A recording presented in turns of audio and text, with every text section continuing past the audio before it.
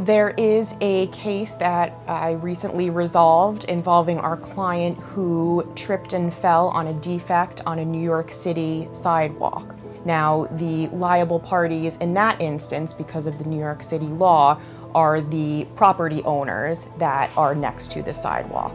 So what had happened was that there was this terrible defect that ended up becoming worse over a period of years because the owners did not take the proper steps to repair it. Our client was walking with her family one day and she was caused to fall and sustain pretty serious injuries on this defect.